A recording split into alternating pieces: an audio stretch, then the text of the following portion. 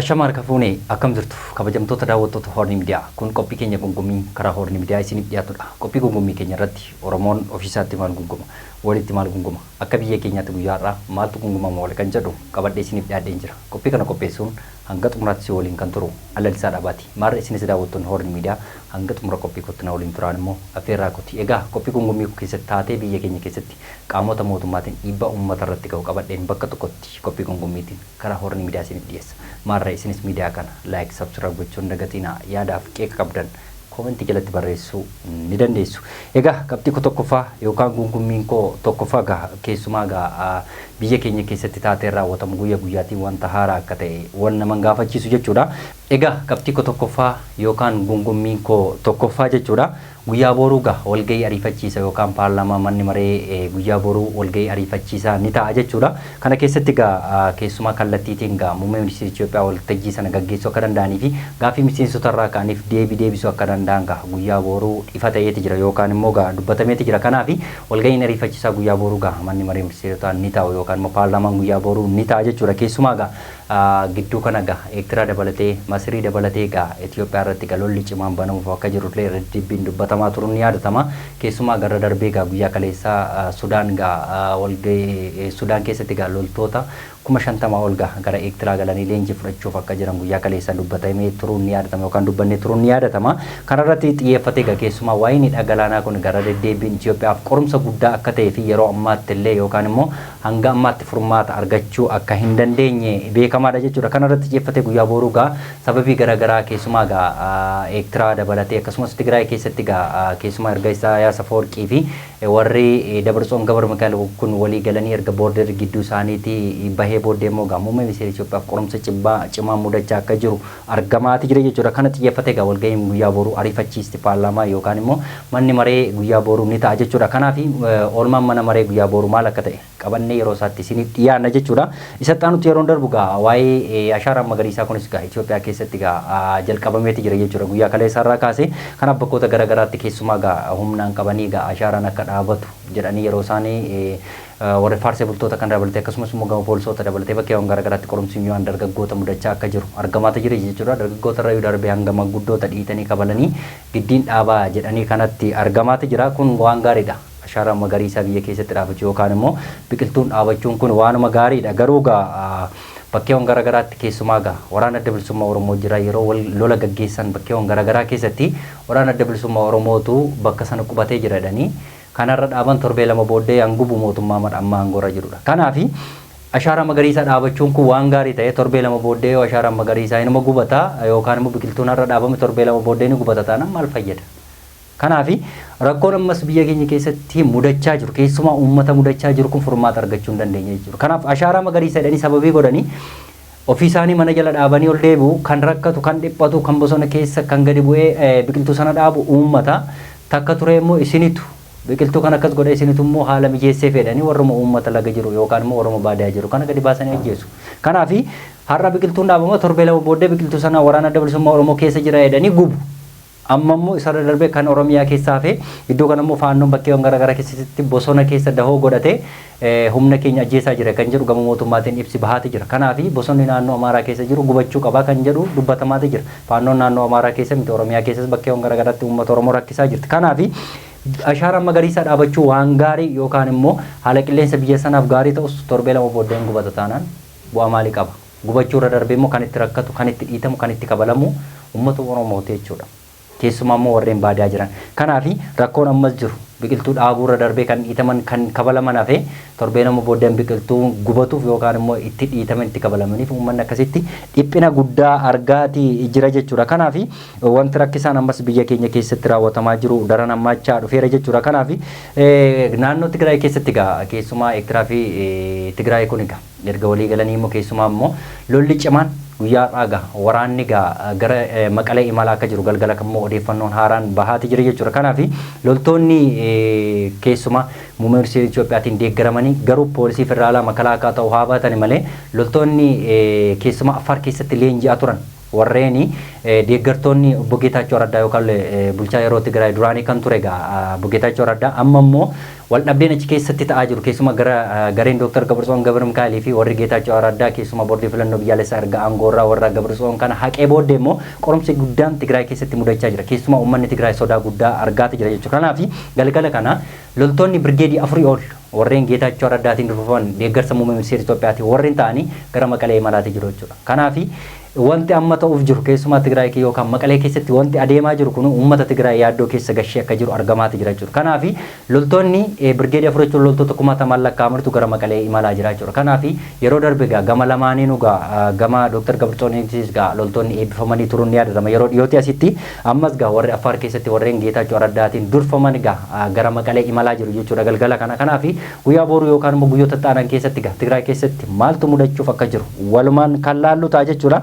Dhumarratti waa'ee keessumaa guyyaa lama dura awwaardiin Haacaaluu Hundeessaa gaggeeffamaa turuun ni yaadatama jechuudha. Kanarratti jechooti gaggaaris ta'e hamaanis gaggeeffamaa turuun ni yaadatama jechuudha. Karaa mana haadha manaa Haacaaluu Hundeessaa irraa kaasee akkasumas immoo gama miseensota akkasumas deeggartootaa fi warreen badhaasa awwaardii Haacaaluu Hundeessaa fudhatan irratti fi dhugaan artistii keessumaa immoo haadha manaa artistii Andu'aalem Gosaa kan taate yookaan Qananii Addunyaa dhugaan ishee dhokachuun keessumaa guyyoota muraasa lakkoofsisuun isaa ni yaadatama jechuudha. Kanaaf wanti amma ta'e yookaan immoo awwaardii Haacaaluu Hundeessaa keessatti kan mudate kan waggoota 4 duraa irratti kan baranaa kun addadha jechuudha. Kanaaf taateen keessumaa awwaardiin Haacaaluu Hundeessaa kun kan inni hundeeffame dhugaan Haacaaluu Hundeessaa inni dhokate sun akka bahuufidha malee dhugaan Haacaaluu Hundeessaa sun akka baduuf otoo hin taane waggaatiin kan inni kabaju yookaan immoo uummanni bakkeewwan garaagaraa jiru biyya keessas ta'e biyya alaas jiru akka dhugaan sun baramuufi. Kuni hundumti keenya iyyuu ni beekna jechuudha. Kanaaf wanti miilana ta'e immoo kun immoo kan waggaa 4 irraa adda ta'e argamaati jira jechuudha. Miseensota baay'een akka irratti hirmaatan argamaami ture jechuudha.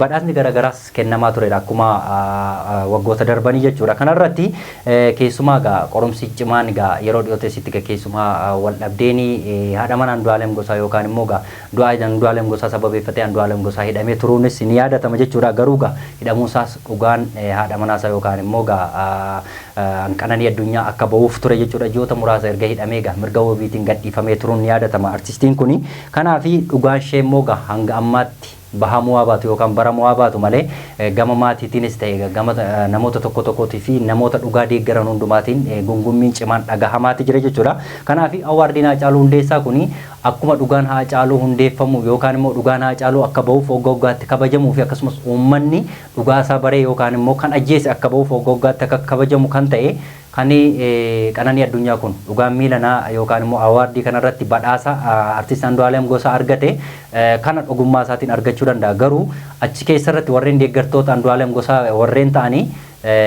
keessumaa haadha manaa qofaa ta'u jedhee dubbateera Andu'aalem Gosaa jedhanii yeroo isaan achirratti dubbatan ni mul'ata. Kanaaf dirqama biyya kana keessatti yookaan immoo biyya keenya keessatti kanatti namni faarsee bulu yookaan immoo namni mootummaa kanaaf sirbu yoo jiraate an barbaade gadi baasee ajjeese yookaan immoo an barbaade hudhee yoo ajjeese kan isa gaafatu hin jiru jechuudha. Torbee 2 torbee 3 akkuma dubartittii Haacaaluu Hundeessaa ajjeeste jedhamee ji'a tokkuma ji'a 2 hidhanii gadhiisan sana akkasuma ta'aa jira jechuudha. Awwaardiin Haacaaluu Hundeessaa waggaa 4 kabajame waggoota ta'anuu kuni kabajni isaa akka durii ta'uu dhiisuu danda'a. Maaliif dhugaan nama yookaan immoo dhugaan Qananii Addunyaa achirratti dhokate akkasumayyuu warreen awwaardii miilanaa irratti hirmaatan keessumaa miseensonni achirratti hirmaatan kuni akkuma paarlaamaa muummee ministeera Itoophiyaatiin hoogganamu kan harka rukutuu qofa ta'e.